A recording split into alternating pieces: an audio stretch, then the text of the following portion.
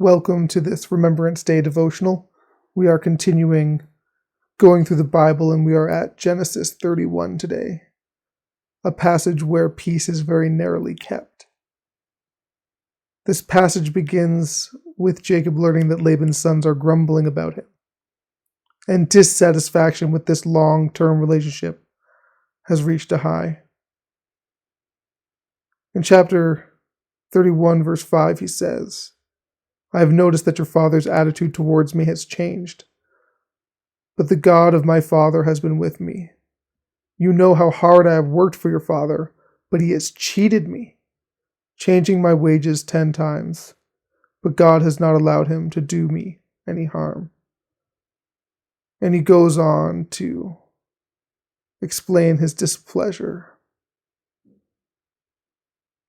I would like to note here too how even in this blessed family that is prospering, that people are getting a lot of what they want, their selfishness, deceit, manipulation, and pride has over time created an untenable situation. I would also like to note how common God speaking to them through dreams are here. I think we often place God speaking through dreams for exceptions like Daniel and Joseph, but here Joseph's father and Laban are also being communicated with frequently through dreams. And so with all this displeasure, Jacob reasons it aloud to flee from his relationship with a lot of Laban's stuff that he sees as rightfully his.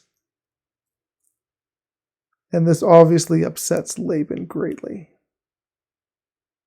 And both eventually come together and accuse each other, but also share with each other their flawed perspectives.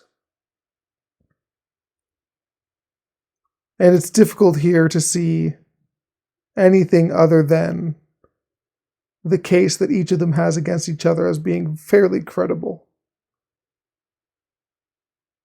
But after each of them has finished their diatribes, they come to reach a conclusion.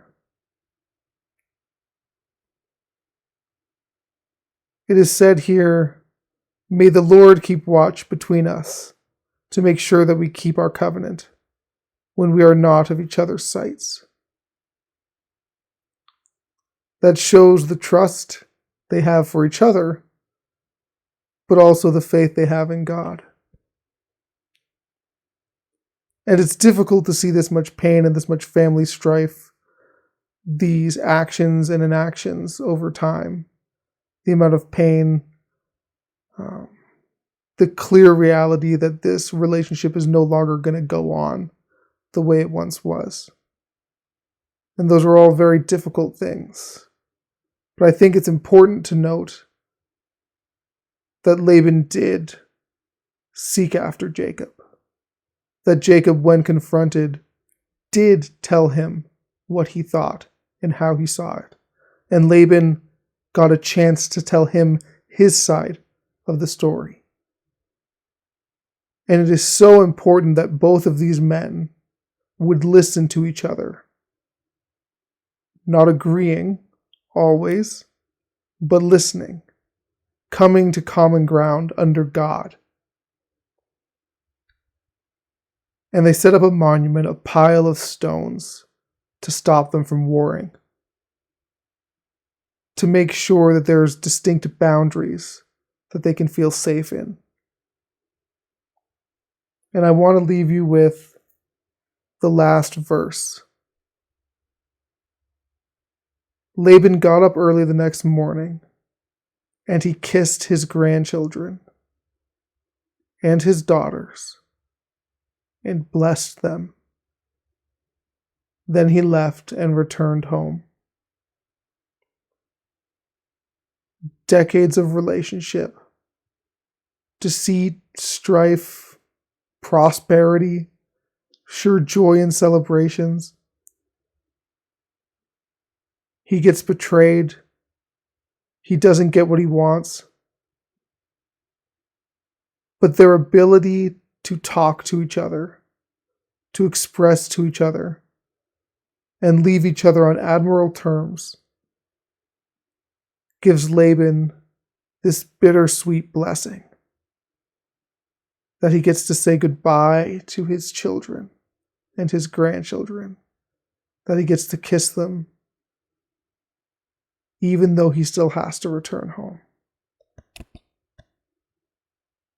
May we as a church learn how to be satisfied in compromise, that we would be gracious in loss, that we would listen when we are wrong or when we are wronged. So Lord, I just pray on this Remembrance Day, as we are so thankful for the sacrifice of others for freedom and peace, that we would, as your children, fight for peace. Amen.